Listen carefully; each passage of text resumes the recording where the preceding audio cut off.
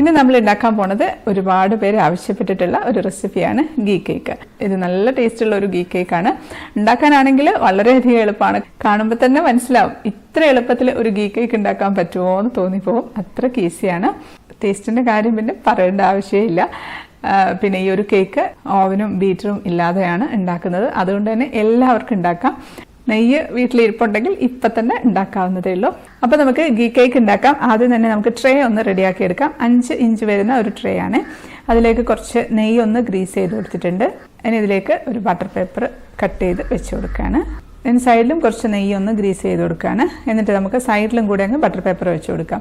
Ghee cake ഉണ്ടാക്കുമ്പം സൈഡിലും കൂടെ butter paper വെക്കുകയാണ് നല്ലത്. കാരണം പെട്ടെന്ന് അത് സൈഡൊക്കെ ഒന്ന് മൊരിഞ്ഞു പോകാനുള്ള സാധ്യതയുണ്ട് നെയ്യാവുമ്പം.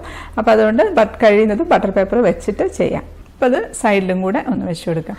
ഇനി നമുക്ക് പതുക്കെ ആ ബ്രഷിലുള്ള നെയ്യ് മാത്രം ജസ്റ്റ് ഒന്ന് തേച്ച് കൊടുക്കാം. ഒരുപാടായി പോകരുതേ. ഇപ്പം നമ്മുടെ ട്രേ റെഡി ആയിട്ടുണ്ട്.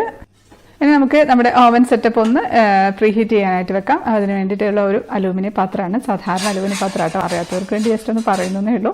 അതിലേക്ക് ഒരു റിങ് ഇറക്കി വെച്ചിട്ടുണ്ട്. നമ്മൾ എടുക്കുന്നത് ചെറിയ ബേക്കിംഗ് ട്രേയിലാണ്. അപ്പോൾ അതുകൊണ്ട് ഒരു പ്ലേറ്റ് വെച്ച് കൊടുക്കാം. ഇനി നമുക്കിത് അടച്ച് വെച്ച് മീഡിയം ഫ്ലെയിമിൽ 10 മിനിറ്റ് പ്രീ ഹീറ്റ് ചെയ്തെടുക്കാം. ഇനി നമുക്ക് ഒരു മിക്സിയുടെ ജാറിലേക്ക് ഒരു 7 ടേബിൾ സ്പൂൺ പഞ്ചസാര ഇട്ട് കൊടുക്കാം. 7 ടേബിൾ സ്പൂൺ മുതൽ 8 ടേബിൾ സ്പൂൺ വരെ പഞ്ചസാര എടുക്കാം.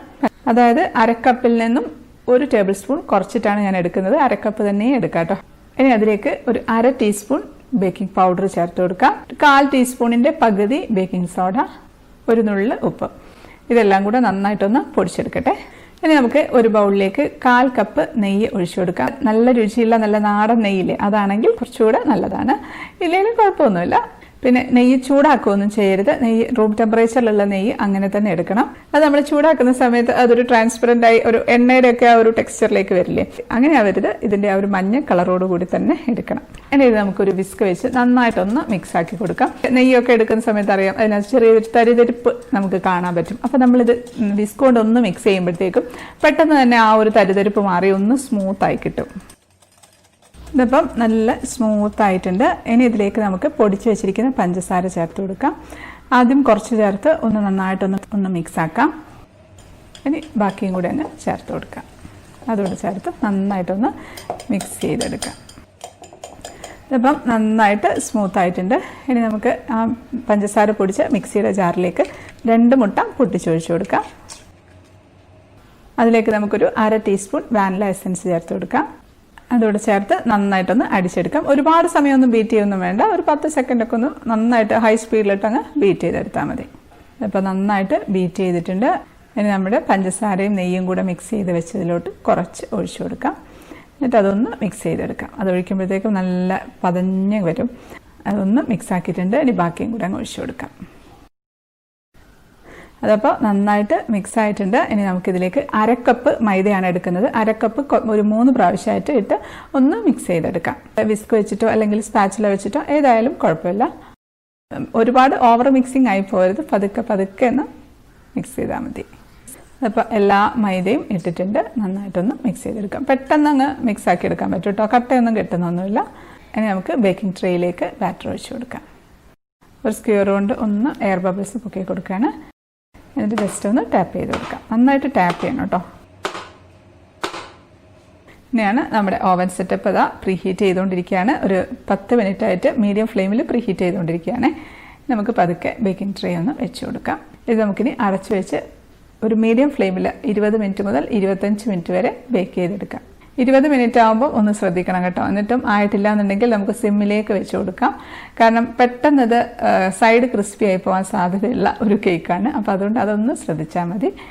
പിന്നെ ഈ ഒരു ഓവൻ സെറ്റപ്പ് ഇല്ലാന്നുണ്ടെങ്കിൽ കുക്കറിൽ വെച്ചാലും കുഴപ്പമൊന്നുമില്ല. ചെറിയ കുക്കറൊക്കെ ആണെന്നുണ്ടെങ്കിൽ പെട്ടെന്ന് സൈഡ് അങ്ങ് ആയിട്ട് മോൾഭാഗം ആവാൻ കുറച്ച് താമസമൊക്കെ എടുക്കും. അങ്ങനെ ചെറിയൊരു പ്രശ്നം ഉണ്ടാവാൻ സാധ്യതയുണ്ട്. അപ്പോൾ കേക്കിൻ്റെ നല്ല സ്മെല്ല് വരുന്നുണ്ട്. നമുക്ക് തുറന്നു നോക്കാം. അടിപൊളി, നല്ല ഭംഗിയുണ്ട്, നല്ല മണമാണ്, നല്ല ഗീ കേക്കിൻ്റെ സ്മെല്ല് വരുന്നുണ്ട്. ഒരു സ്ക്വയർ വെച്ചൊന്ന് കുത്തി നോക്കാം. പറ്റിപ്പിടിച്ചിട്ടൊന്നുമില്ല. എനിക്കിപ്പം 25 മിനിറ്റാണ് ആയത്. 20 മിനിറ്റ് ആയപ്പോൾ തുറന്നു നോക്കിയ സമയത്ത് കുറച്ചുകൂടെ ഒന്ന് ആവാനുണ്ടായിരുന്നു. അപ്പോൾ അത് അടച്ചു വെച്ച് ഞാൻ ഒരു 5 മിനിറ്റ് കൂടെ സിമ്മിലിട്ട് വെച്ച് കൊടുത്തു. അപ്പോഴാണ് കറക്റ്റായിട്ട് ആയത്. നമുക്കിതെടുത്ത് തണുക്കാനായിട്ട് മാറ്റി വെക്കാം. ഇതാ അപ്പോൾ കേക്ക് ഒരുവിധം ഒന്ന് തണുത്തിട്ടുണ്ട്. നമുക്കൊന്ന് ഡിമോൾഡ് ചെയ്തെടുക്കാം. ബട്ടർ പേപ്പർ സൈഡിലും വെച്ചുകൊണ്ട് പെട്ടെന്ന് ഡിമോൾഡ് ചെയ്തെടുക്കാൻ പറ്റും കേട്ടോ. ഇതിങ്ങനെ ഇളകി വരാൻ ബുദ്ധിമുട്ടൊന്നുമില്ല. കാണാൻ അടിപൊളി നല്ല മണം കേട്ടോ ഗീ കേക്കിൻ്റെ. പതുക്കെ ഇങ്ങനെ എടുക്കാം. അടിപൊളി നല്ല പെർഫെക്റ്റ് ആയിട്ടായിട്ടുണ്ട്. നല്ല കളറാണ് കേട്ടോ ഇത് കാണാനായിട്ട്. അടിയിലത്തെ ബട്ടർ പേപ്പർ അങ്ങ് മാറ്റി കൊടുക്കാം. സൈഡിലത്തെയും അങ്ങ് മാറ്റിയെടുക്കുകയാണേ. നല്ല സോഫ്റ്റ് കേക്കാട്ടോ. നല്ല ഹൈറ്റൊക്കെ വെച്ച് നല്ല സോഫ്റ്റ് ആയിട്ടുള്ള കേക്കാണ്. തൊടുമ്പോൾ തന്നെ കാണുമ്പോൾ തന്നെ നിങ്ങൾക്ക് മനസ്സിലാവുന്നില്ല, അത്രയ്ക്കും സോഫ്റ്റാണ്. ഈ ഗീ കേക്കിൻ്റെ ഒരു പ്രത്യേകത എന്താണെന്ന് വെച്ചാൽ ഒരുപാട് അങ്ങ് സ്പോഞ്ചി ആയി പോരുത്. സ്പോഞ്ച് കേക്ക് പോലെ മുട്ടയൊക്കെ ഒരുപാട് ബീറ്റ് ചെയ്ത് കഴിഞ്ഞാൽ സ്പോഞ്ച് കേക്ക് പോലെ ആയിപ്പോവും. അങ്ങനെ ആവാൻ പാടില്ല. എന്നാൽ സോഫ്റ്റ് ആയിരിക്കുകയും വേണം, ആ ഒരു മോയിസ്റ്റ് ആയിരിക്കണം. ഇതൊക്കെ കുറേ കാര്യങ്ങളുണ്ട് നമ്മുടെ ഈ ഒരു ഗീ കേക്കിന്. അത് ശരിക്കും പറഞ്ഞാൽ അതെല്ലാം സാറ്റിസ്ഫൈ ചെയ്തിട്ടുള്ളൊരു കേക്കാട്ടോ ഇത്. നമുക്കിനി ഒന്ന് പ്ലേറ്റിലേക്ക് വെച്ച് കൊടുക്കാം. നമുക്കിത് കട്ട് ചെയ്യാം. പതുക്കെ കട്ട് ചെയ്യാം. നല്ല സോഫ്റ്റാണ്. കട്ട് ചെയ്യുമ്പോൾ തന്നെ മനസ്സിലാവുന്നുണ്ട്. കട്ട് ചെയ്തു. ഒരു പീസിങ് എടുക്കുകയാണ്. നല്ല അടിപൊളിയായിട്ടുള്ള കേക്കാണ്. നല്ല സോഫ്റ്റാണ്. ഉള്ളിൽ അങ്ങനെ ഞെക്കുമ്പോഴത്തേക്ക് അങ്ങ് ഞെങ്ങി പോകുന്നുണ്ട്. എന്നാൽ സ്പോഞ്ച് കേക്ക് പോലെ അല്ലതാനും നല്ല മോയിസ്റ്റ് ആയിട്ടിരിക്കുന്ന ഒരു കേക്ക്. കാണുമ്പോൾ മനസ്സിലാവുന്നില്ലേ? ഈ ഒരു കേക്ക് അതിൻ്റെ വെയിറ്റ് വരുന്നത് 200 ഗ്രാമാണ്. ഇപ്പോൾ ഇത് സെയിൽ ചെയ്യാനാണെങ്കിൽ 100 രൂപയ്ക്ക് കൊടുക്കാം. ഞാനിതൊന്ന് മുറിച്ച് കാണിക്കാം. നല്ല സോഫ്റ്റായിട്ട് തന്നെ മുറിഞ്ഞ് വന്നിട്ടുണ്ട്. നല്ല സോഫ്റ്റാണ്. അത് പറയേണ്ട ആവശ്യമുണ്ടെന്ന് തോന്നുന്നില്ല, കാണുമ്പോൾ തന്നെ മനസ്സിലാവുന്നുണ്ടാവും. ഞാനൊന്ന് ടേസ്റ്റ് ചെയ്ത് നോക്കട്ടെ.